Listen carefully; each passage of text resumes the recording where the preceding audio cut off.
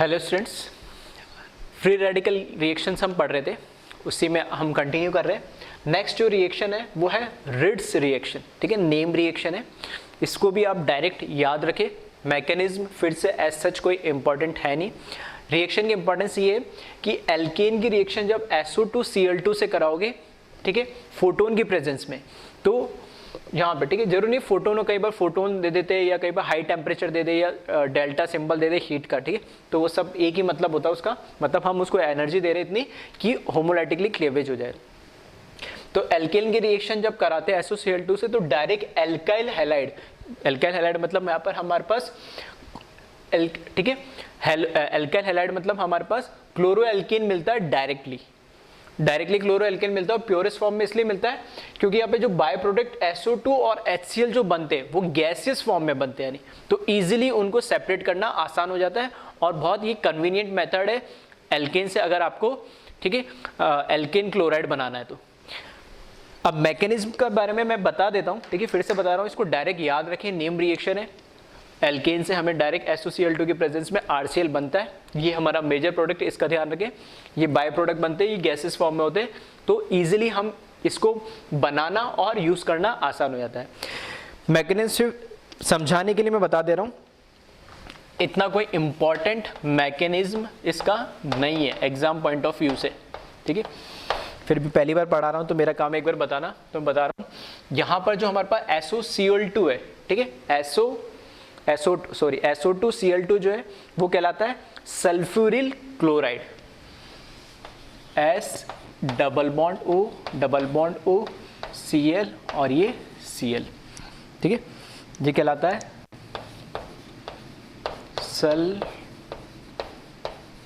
Sulphuryl chloride. इसका क्या होता है, हीट की प्रेजेंस में, ठीक है, हीट की प्रेजेंस में यहाँ पर होमोलाइटिक क्लेवेज हो जाता है इस बॉन्ड का, और यहाँ पर ये फ्री रेडिकल बना लेता है Cl dot plus S double bond O और Cl, ये फ्री रेडिकल। जो क्लोरीन फ्री रेडिकल बना है ये फिर एल्केन से रिएक्ट करता है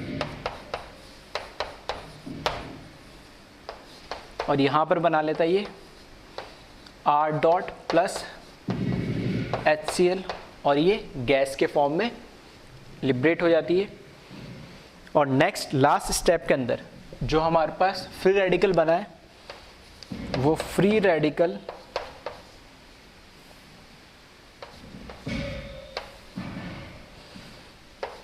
इस R डॉट के साथ रिएक्शन करता है और यहाँ पर फिर से होमोलाइटिक क्लेवेज हो जाता है और ये SO2, ठीक है, ये SO और एक फ्री रेडिकल तो पहले से था, यहाँ पे एक होमोलाइटिक क्लेवेज से और हो जाएगा तो एक लोन पेयर ऑफ इलेक्ट्रॉन हो जाता है, SO2 बन जाएगा गैस के फॉर्म में और साथ में RCl हमें बन जाता है। तो ये रिट्ज रिएक्शन है।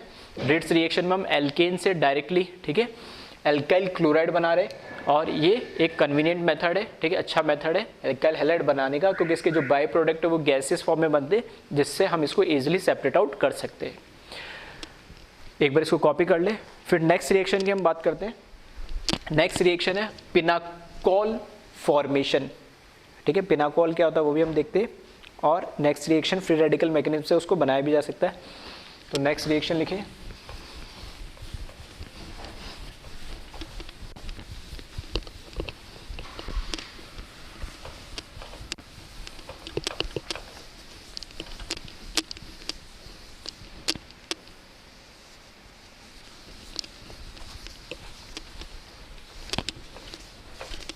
पिनाकोल का मतलब होता है दो OH ग्रुप लगे हुए हो आपके नियर बाई कार्बन पे, ठीक है, तो हम उसको क्या बोलते हैं, पिनाकोल बोलते हैं इस तरह के कंपाउंड्स को। तो नेक्स्ट रिएक्शन है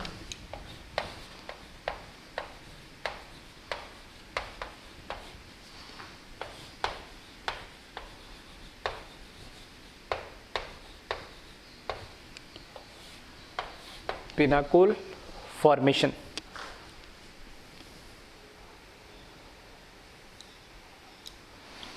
इसमें क्या होता है, पिनाकोल जो फॉर्म रिएक्शन है वो कार्बोनिल कंपाउंड मतलब एल, ठीक है, एल्डिहाइड और कीटोन पे होती है। जब इसकी कार्बोनिल कंपाउंड की रिएक्शन हम करा देंगे मैग्नीशियम का क्या एमेल्गम फर्स्ट स्टेप में और सेकंड स्टेप में H+ या H2O के साथ रिएक्शन हम करा दें इसका, ठीक है, प्रोटोनेशन के लिए, तो यहाँ से जो हमें कंपाउंड मिलता है वो मिलता है RCOH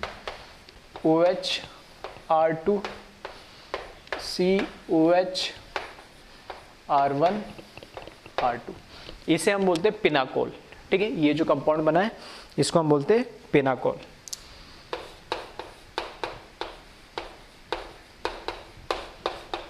दो नियर बाई कार्बन पे दो OH ग्रुप लगे हुए होते हैं, ऐसे कंपाउंड को हम क्या बोलते हैं, पिनाकोल। अब मैकेनिज्म देख ले इसका, ठीक है। मैकेनिज्म फिर से एज सच कोई इंपॉर्टेंट नहीं है इसमें भी, बस समझाने के लिए मैं बता रहा हूँ, ठीक है। इसको भी ध्यान रखिए आप, कोशिश हो सके तो डायरेक्ट इसको ध्यान रखिए। तो सबसे पहले इसमें हमारे पास जो मैग्नीशियम है हमें पता है कैसा है, इलेक्ट्रो पॉजिटिव है ये, तो ये Mg+2 दो इलेक्ट्रॉन क्या करेगा, लूज करेगा। ये इलेक्ट्रॉन जो लूज करा ये कार्बोनिल कंपाउंड से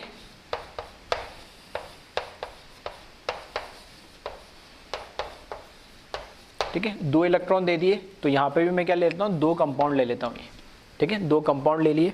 ये इलेक्ट्रॉन एक कंपाउंड में एक इलेक्ट्रॉन जाएगा, ठीक है, दो इलेक्ट्रॉन है तो दो कंपाउंड के लिए बात कर रहा हूँ, यहाँ पे एक इलेक्ट्रॉन एक कंपाउंड के लिए जाएगा, पाई बॉन्ड इधर शिफ्ट हो जाएगा, ठीक है, क्योंकि हमें पता है पार्शियल नेगेटिव और पॉजिटिव वहाँ पर क्या होता है, पोलरिटी होती है बॉन्ड की। तो यहाँ से हमें मिल जाएगा CO, O पे तो आ जाएगा negative charge, loan pi bond shift हो गया लोन पेयर के अंदर, ठीक है, कन्वर्ट हो गया, और यहाँ पर R1 यहाँ पर R2, और ये क्या बन जाएगा, फ्री रेडिकल बन जाएगा। अगर यहाँ पे इलेक्ट्रॉन ऐड नहीं करते, बॉन्ड को ब्रेक करता, तो यहाँ पे नेगेटिव या पॉजिटिव चार्ज आता, तो इलेक्ट्रॉन लेने से वो पॉजिटिव चार्ज हटके फ्री रेडिकल में कन्वर्ट हो गया। ऐसे दो मैंने लिए तो दो बना देता हूँ मैं यहाँ पे,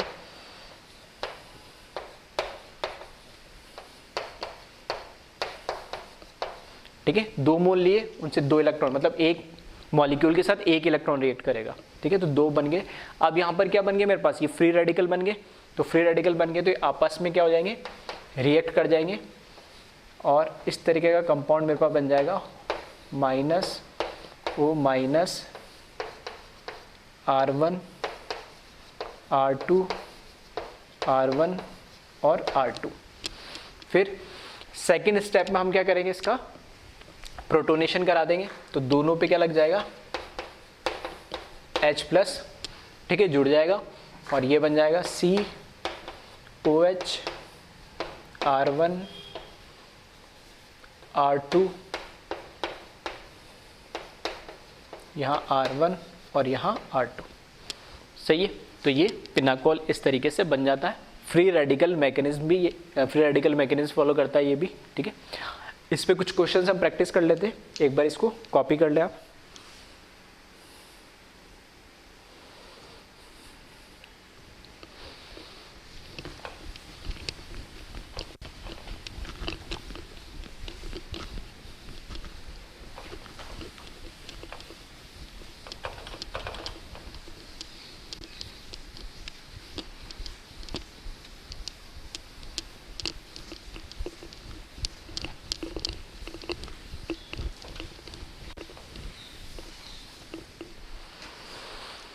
क्वेश्चन लिख ले इसमें,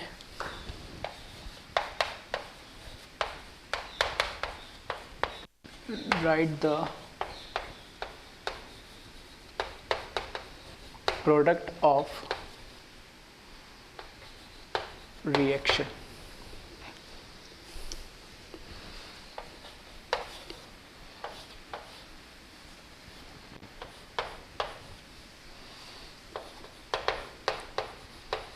ठीक है, मरकरी एमेल्गम, ठीक है, H+H2 भी लिखा हो सकता है और H2O भी लिखा हो सकता है, ठीक है, तो दोनों केस में आप देख ले।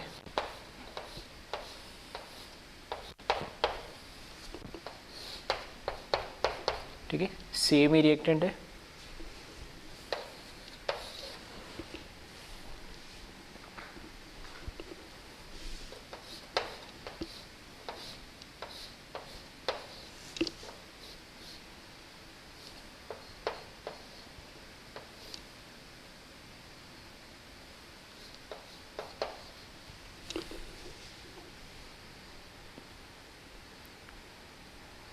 ठीक है, तो 3 यहाँ पर मैंने,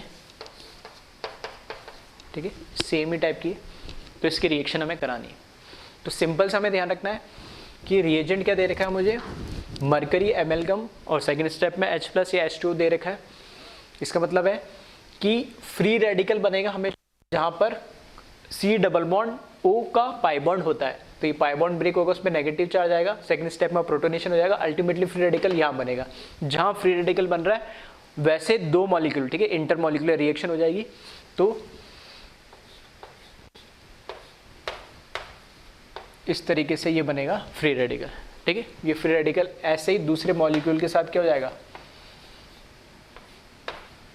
कंबाइन हो जाएगा और ये रिएक्शन कर लेगा, ठीक है। डायरेक्ट मैं इसमें क्या करा दे रहा हूँ, प्रोटोनेशन भी मैंने करा दिया, ठीक है। फ्री रेडिकल में दोनों एक दूसरे के साथ कंबाइन हो जाएंगे और नेक्स्ट स्टेप में प्रोटोनेशन हो जाएगा। तो बस तुम्हें ये पहचान में आना चाहिए कि कहाँ फ्री रेडिकल बनेगा, नहीं, ठीक है। सिमिलरली इस केस में भी कहाँ, यहाँ फ्री रेडिकल बनेगा,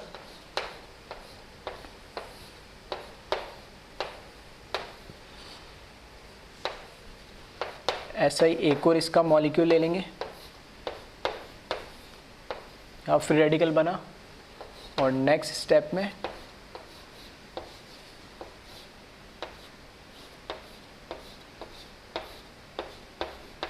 और प्रोटोनेशन करा के यहाँ पर OH आ जाएगा। थर्ड क्वेश्चन देखिए, ये अच्छा क्वेश्चन है। इसमें क्या है, 2 C double bond O group एक ही मॉलिक्यूल के अंदर दे रखे। तो देखो इसका बना के देखते हैं फ्री रेडिकल।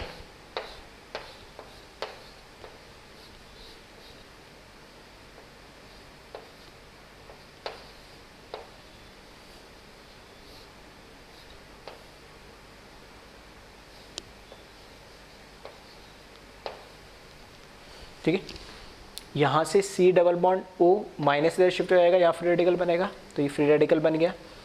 यहाँ पर माइनस इधर शिफ्ट हो जाएगा, या फ्री रेडिकल बनेगा, तो ये फ्री रेडिकल बन गया। अब ये इंटरमॉलिक्यूलर रिएक्शन ही होगी, कैसी होगी, इंट्रामॉलिक्यूलर रिएक्शन होगी, क्योंकि हमें पता है इंट्रामॉलिक्यूलर रिएक्शन ऑलवेज फास्ट होती है, ठीक है, बहुत फास्ट रिएक्शन होती है। तो ये आपस में कंबाइन हो जाएंगे। अब कैसे करोगे, तो इसको इस तरीके से काउंट कर लिया, किसी भी साइड से, यहाँ से कर रहा हूँ मैं, ठीक है, क्योंकि ये दोनों फ्री रेडिकल को आपस में क्या होना है, ज्वाइन होना है। तो 1 2 3 4 और 5, मतलब 5 मेंबर रिंग बन जाएगी ये। तो यहाँ से देखिए इसमें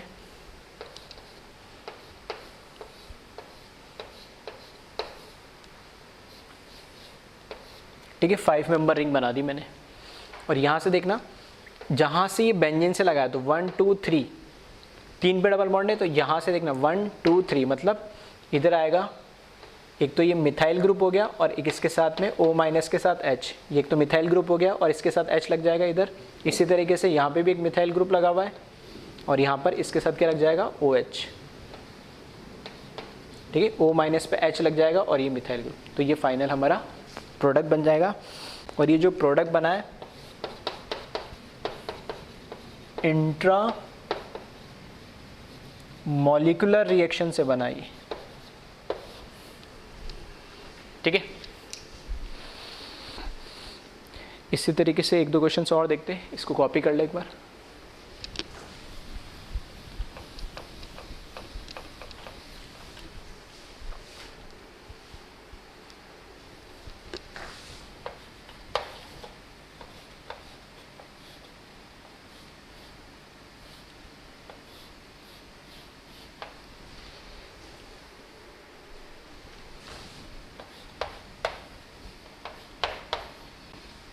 ठीक है, सेम रिएक्शन इसी में करवानी है। और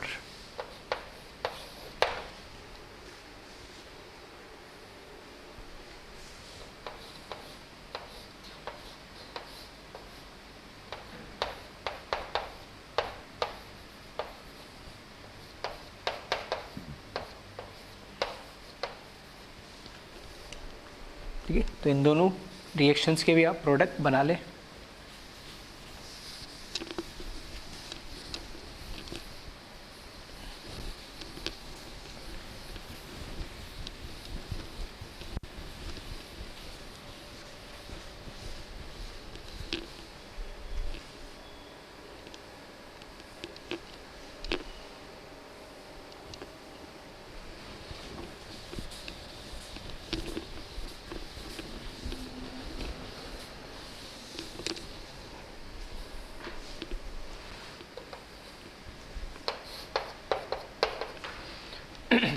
यहाँ से देखिए, इसमें फर्स्ट वाले में क्या होगा,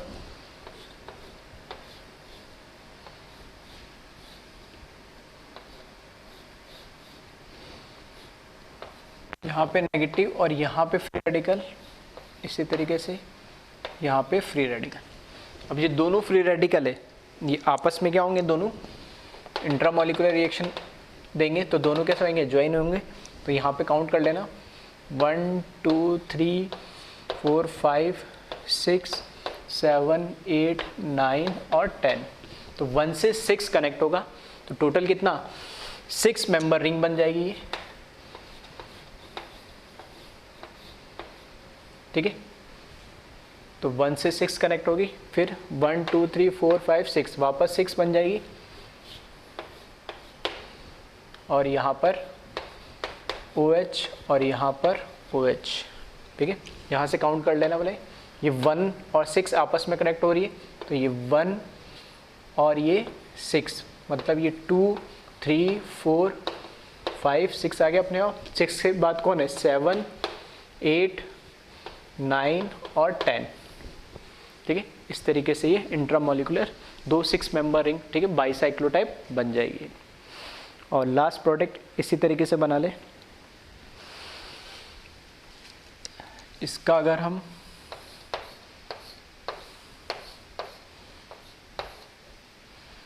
ठीक है, O नेगेटिव, यहाँ पे फ्री रेडिकल, यहाँ पे CH3, O नेगेटिव CH3 और ये फ्री रेडिकल, ठीक है। अब 1 2 1 2 मतलब 1 2, यानी इस फ्री रेडिकल से ये फ्री रेडिकल कंबाइन होगा, ठीक है। अब दिखाने में हम इसमें अंदर तो साइड बना नहीं सकता, अंदर बनाता तो बहुत ठीक कंजेस्टेड हो जाता, दिखता नहीं, इसलिए मैंने बाहर बना दिया। मतलब 1 2 3 4 मेंबर रिंग ये बनने चाहिए। तो देखना किस तरीके से बना रहा हूँ मैं,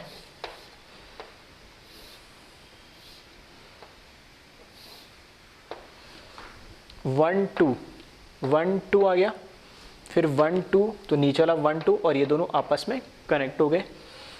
इस कार्बन पे एक O नेगेटिव पे H आ जाएगा और एक मिथाइल ग्रुप रहेगा, सिमिलरली नीचे वाले कार्बन पे भी,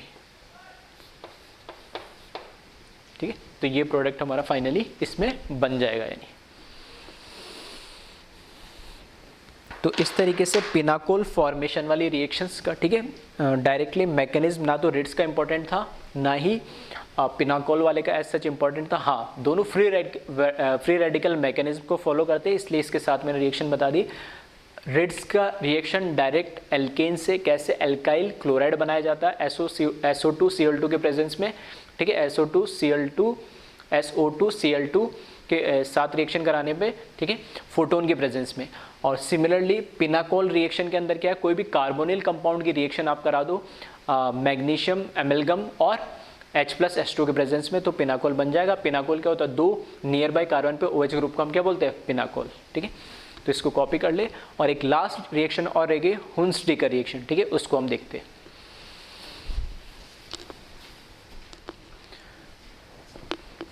लास्ट रिएक्शन जो फ्री रेडिकल की है वो है हुन्सडीकर रिएक्शन। इसमें कार्बोक्सिलिक एसिड, जैसे लास्ट जो हमने इससे पहले जो रिट्स रिएक्शन पढ़ी थी पिनाकोल से पहले, तो रिट्स रिएक्शन में क्या होता था, एल्कीन क्लोरीन के साथ रिएक्ट करके क्लोरो एल्केन बना लेता। इसी तरीके से यहाँ पे कार्बोक्सिलिक एसिड की रिएक्शन जब ब्रोमीन के साथ कराएंगे EgOH के प्रेजेंस में और फर्दर उसको हीट करते, तो यहाँ पर हमें ब्रोमो एल्केन मिल जाएगा, नहीं, ठीक है। वापस से एल्काइल हैलाइड मिल रहा है, स्पेसिफिक ब्रोमीन लग जाता है, रिट्स रिएक्शन में स्पेसिफिक क्लोरीन लग जाता है। EgBr इसमें बाय प्रोडक्ट मिलेगा, ठीक है, वो प्रेसिपिटेट के फॉर्म में और CO2 गैस के फॉर्म में निकल जाएगा। तो यहाँ पे जो एक एसिड, ठीक है, इसको डिग्रेडेशन रिएक्शन भी बोलते हैं। डिग्रेडेशन मतलब ये ब्रेक हो जा रहा है, जो भी वहां पर जो जैसे एल्केन था तो वहां पे रिट्स रिएक्शन में H हट के सिर्फ Cl लग गया था, तो कार्बन जितने नंबर ऑफ कार्बन थे सेम कार्बन के हमें क्या मिलेगा, एल्काइल हैलाइड मिलेगा। लेकिन यहाँ पे जितने नंबर ऑफ कार्बन का कार्बोक्सिलिक एसिड है उससे एक कम कार्बन का हमें एल्काइल हैलाइड मिलेगा। क्यों, क्योंकि यहाँ पे जो C डबल बॉन्ड O है ये CO2 के फॉर्म में निकल जाता है पूरा, और एक ब्रोमीन इसके साथ जुड़ जाएगा और एक ब्रोमीन इस Ag के साथ जुड़ के AgBr बना लेता है, ठीक है। मैकेनिज्म फिर से एज सच इंपॉर्टेंट नहीं है इसमें बिल्कुल भी, डायरेक्ट इस रिएक्शन को भी ध्यान रखें। और रिएक्शन को डायरेक्ट ध्यान रखने का रीज़न ये है कि जो ठीक है रिएक्शंस होती है, ग्रिड रिएक्शन भी बोलते हैं, जिसमें ए से बी बना, बी से सी, ऐसे बहुत सारी रिएक्शन एक साथ दे देंगे, तो उसमें कन्वर्जन तुम्हें पता होना चाहिए किसके बाद क्या बनेगा, किसके बाद क्या प्रोडक्ट बनेगा। ठीक है, तो मैकेनिज्म देख लेते हैं एक बार इसका। जो हमारे पास यहाँ पे कार्बोक्सिलिक एसिड है, ठीक है, कार्बोक्सिलिक एसिड की यहाँ पर जो रिएक्शन है,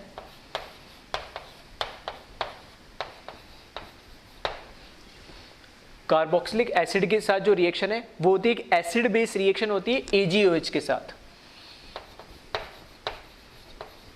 तो यहाँ पे पता AgOH Ag प्लस फॉर्म में और OH माइनस फॉर्म में, तो यहाँ पर OH माइनस यहाँ से एसिड का H प्लस एब्स्ट्रैक्ट कर लेगा और जो प्रोडक्ट बनेगा वो बनेगा RC double bond O minus, चाहो तो ये Ag प्लस इसके साथ लगा सकते हो चार्ज बैलेंस करने के लिए, प्लस यहाँ से मुझे क्या H2 मिल जाएगा। नेक्स्ट स्टेप में जो हमारा ये जो सॉल्ट बना है, ठीक है, ये रिएक्ट करेगा RC double bond O minus, ठीक है, और Ag प्लस इसके साथ नहीं लिख रहा हूँ मैं क्योंकि वो तो सॉल्ट फॉर्म में रहेगा। जो ब्रोमीन है हमारे पास, ठीक है, इस तरह की रिएक्शन हम एल्कीन में भी देखने को मिलेगी हमें, ठीक है, उसको भी हम पढ़ेंगे अभी आगे फर्दर। तो इसमें क्या होता है, जो ब्रोमीन ये नॉन पोलर है लेकिन ये पोलराइज्ड हो जाता है। पोलराइज्ड कैसे हो जाता है, जब इसके पास नेगेटिव चार्ज वाला जो ये मॉलिक्यूल आएगा, तो अब इसके साथ ये कैसे कब बॉन्ड बनाएगा, जब यहाँ पर नेगेटिव है तो इधर पॉजिटिव होना चाहिए तभी तो बॉन्ड बना पाएगा। तो इसमें सेल्फ पोलराइजेशन, ठीक है, इंड्यूस हो जाता है, मतलब ठीक है, सेल्फ तो नहीं बोलूंगा, यहाँ पे जैसे चार्ज पार्टिकल इसके पास आ रहा है तो इसमें इंड्यूस पोलराइजेशन हो जाता है, पोलराइज होने लगता है। तो जिस पे O माइनस अटैक करता है उस पर तो पॉजिटिव चार्ज आने लगता है और दूसरे पे नेगेटिव चार्ज आने लगता है। तो यहाँ से ये बॉन्ड इस तरीके से शिफ्ट हो जाएगा, ठीक है। तो ये इसका जो प्रोडक्ट बनेगा वो प्रोडक्ट बनेगा इस तरीके से RC double bond OBr plus यहाँ से मेरे पास क्या निकलेगा Br माइनस, ये Br माइनस और इस टाइप में Ag प्लस जो बना था, ठीक है, और चाहो तो यहाँ से लिखना चाहो तो Ag प्लस भी लिख लेना। तो ये Ag प्लस और दूसरा Br माइनस कंबाइन होके क्या बना लेंगे Ag Br बना के प्रेसिपिटेट हो जाएगी। नेक्स्ट स्टेप में जो हमारे पास RC डबल बॉन्ड OBr है, अब यहाँ पे Br के पास 3 लोन पेयर, ऑक्सीजन के पास 2 लोन पेयर, ठीक है। तो यहाँ पर इसको जब हीट करेंगे हम, हीट करेंगे तो ये होमोलाइटिकली क्या हो जाएगा, ब्रेक हो जाएगा ये, ठीक है। हीट जब करेंगे इसको तो ये हो जाएगा RC double bond O dot, ठीक है, प्लस सॉरी ये, ठीक है, ओके, ठीक है ना, ये Br डॉट में, ठीक है। तो होमोलाइटिकली ये क्या हो जाएगा, ब्रेक हो जाएगा। अब नेक्स्ट स्टेप में क्या होता है, हीट करने पे ना, यहाँ पे देखोगे कार्बन के साथ ये जो ऑक्सीजन लगा इसके ऊपर फ्री रेडिकल है, अगर यहाँ पर ये भी होमोलाइटिकली क्या हो जाए, फर्दर ब्रेक हो जाए, तो इधर भी एक फ्री रेडिकल आएगा, ठीक है, जैसे हम कोलबेस रिएक्शन में पढ़ते थे, यहाँ पे भी फ्री रेडिकल आएगा, यहाँ पे फ्री रेडिकल, दोनों आपस में कंबाइन होकर क्या बना लेंगे डबल बॉन्ड, और ये CO2 बन जाएगा और R डॉट मिल जाएगा। ये R डॉट जो है वो इस स्टेप में जो Br डॉट रिलीज हुआ उसके साथ कंबाइन होकर RBr हमारा प्रोडक्ट बना लेगा, ठीक है। तो वही मैं लिख रहा हूँ, ये होमोलाइटिक क्लीवेज फर्दर में इसका करा दे रहा हूँ, RC डबल बॉन्ड O और यहाँ से ये OCO, CO2 बन गया, गैस फॉर्म में निकल जाएगा, प्लस यहाँ पे क्या बचा मेरे पास R डॉट, ये फ्री रेडिकल बन जाएगा। ये फ्री रेडिकल इस Br डॉट के साथ कंबाइन होके, ठीक है, इस Br डॉट के साथ कंबाइन होके और ये RBr बना लेगा, ठीक है। बस यही कह रहा था मैं कि इसका मैकेनिज्म, ठीक है, एज सच इंपॉर्टेंट नहीं, ठीक है, जहाँ जहाँ मैकेनिज्म इंपॉर्टेंट है मैं खुद बता दे रहा हूँ, जहाँ मैकेनिज्म इंपॉर्टेंट नहीं है, ठीक है, सिर्फ बताने के लिए कुछ बच्चों को रहता है कि नहीं पता होना चाहिए कैसे क्या रिएक्शन हो रही है, एक बार पहली बार पढ़ा रहा हूँ, ठीक है, इसलिए मैं बता देता हूँ। लेकिन फिर बोल रहा हूँ मैं, चाहो तो लिख सकते हो, जहाँ मैं बोल दे रहा हूँ इंपॉर्टेंट नहीं है तो लिख लेना था साइड में, मैकेनिज्म इंपॉर्टेंट नहीं। हाँ, रिएक्शन इंपॉर्टेंट है, कन्वर्जन आपको पता होना चाहिए कि कार्बोक्सिलिक एसिड की रिएक्शन जब हम Br2 से कराएंगे in the presence of AgOH और फर्दर इसको हीट कर देंगे, ठीक है, तो ब्रोमोएल्किन बनेगा, RBr बनेगा, ठीक है। हाँ, बाय प्रोडक्ट फिर भी याद ना हो, फिर वो कोई एज सच इंपॉर्टेंट नहीं, इनऑर्गेनिक कंपाउंड है, लेकिन जो ऑर्गेनिक कंपाउंड बनेंगे वो हमें पता होना चाहिए। अब इन रिएक्शंस का एक इंपॉर्टेंट क्या है, ठीक है, तो एक एग्जाम्पल से मैं बता रहा हूँ, एक बार पहले इसको आप चाहो तो कॉपी कर लो,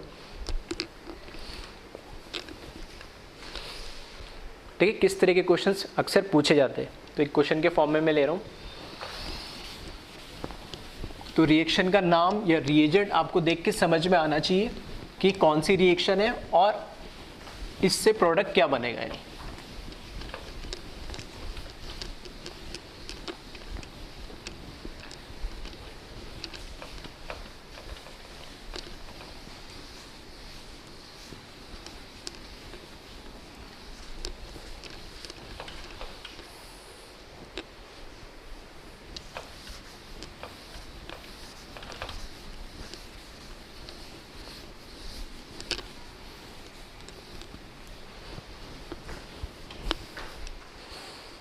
ठीक है, इसमें देखिए अब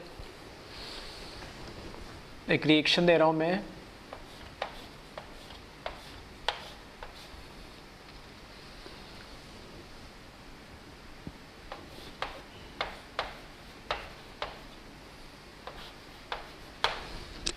ठीक है, इस तरीके से आपको एक रिएक्टेंट दे देंगे और यहाँ पर दे दिया मैंने अननोन A। इस A की रिएक्शन आपने फिर कराई KCN के साथ, ठीक है, इससे जो प्रोडक्ट बना उसको मैंने बोल दिया B। फिर इस B की जो रिएक्शन है वो मैंने करा दी H2O के साथ, ठीक है, H प्लस H2O के साथ इसकी रिएक्शन करवा दी और इसको मैंने बोल दिया C। फिर फर्दर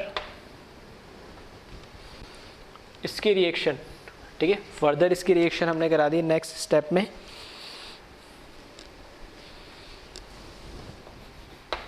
AgOH Br2 से हीट कर दिया और इससे बना प्रोडक्ट D। और D की रिएक्शन, ठीक है, फर्दर हमने करा दी, ठीक है, D की रिएक्शन फर्दर हमने करा दी इसमें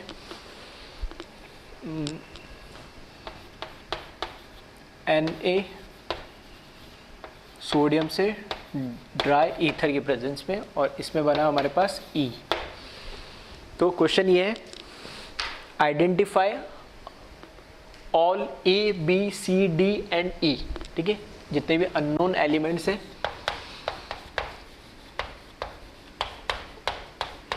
आइडेंटिफाई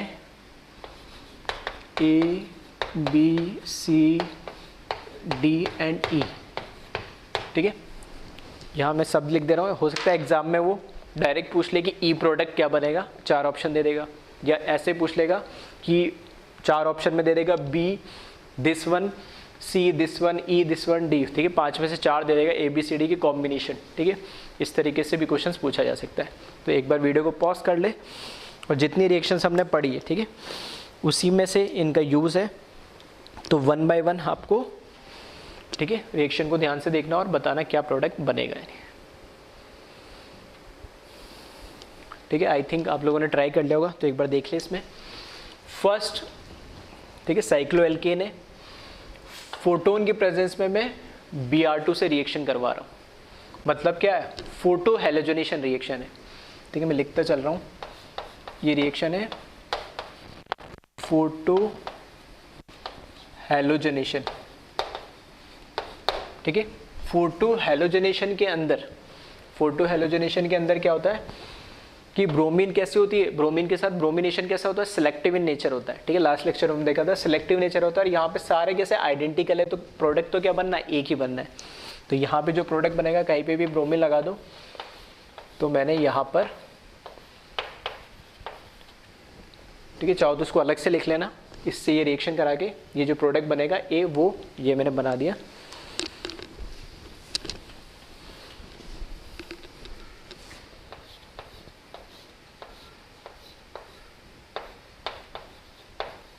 ये प्रोडक्ट बनेगा ए, ठीक है।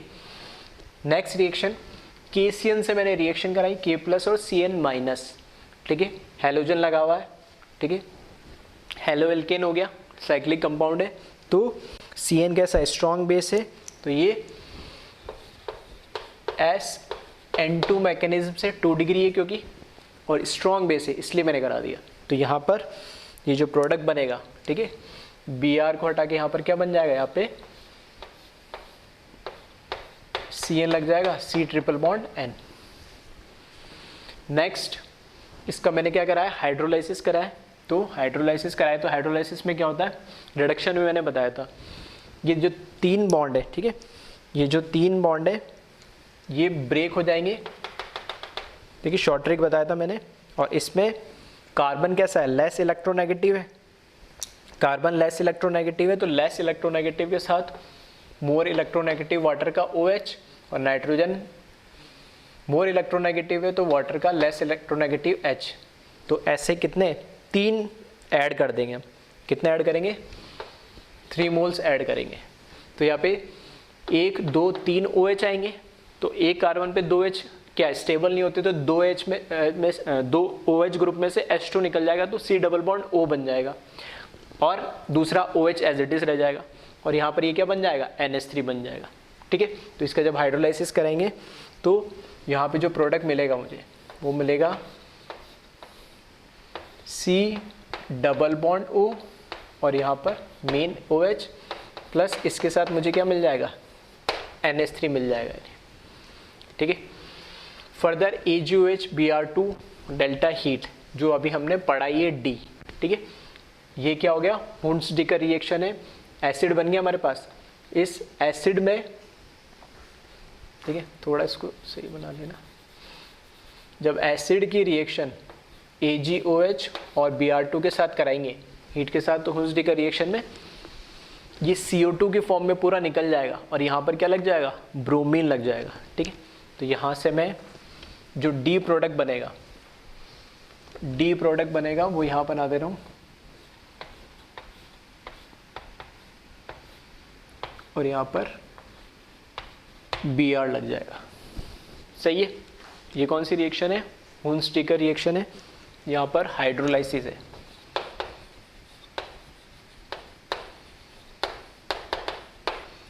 यहाँ पर ये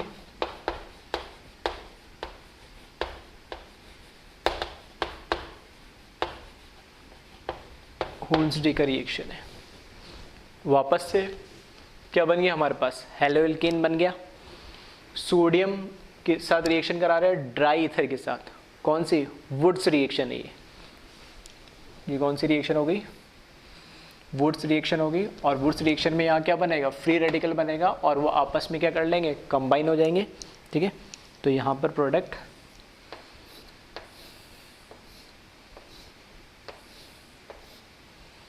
ठीक है, इस तरीके से मैं कंबाइन कर दे रहा हूँ, कहीं से भी कर लो कोई फ़र्क नहीं पड़ना, ये टॉप ऐड कर लो, ठीक है, कोई 6 मेंबर साइक्लिक रिंग है, और यहाँ पे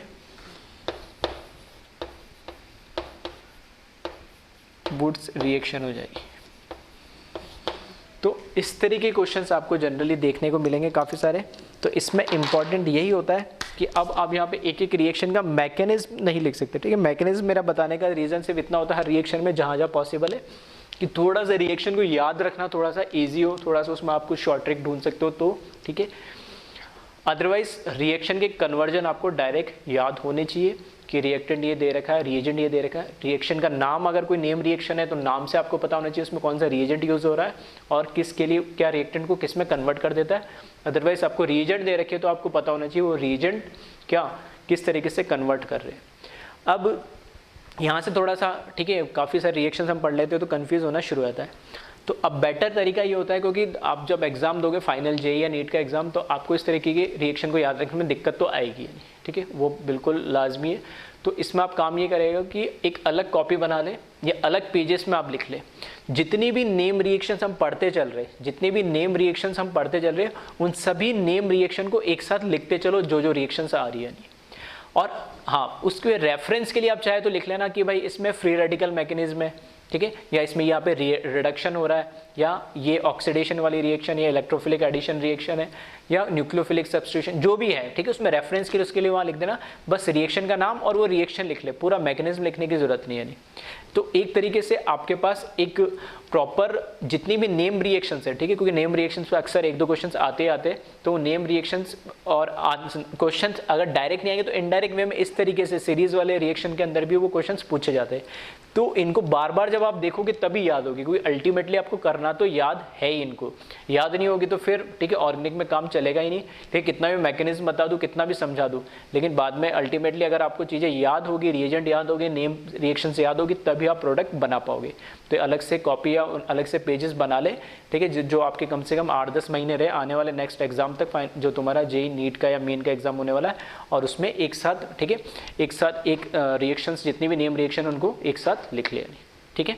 तो एक बार इसको कॉपी कर ले।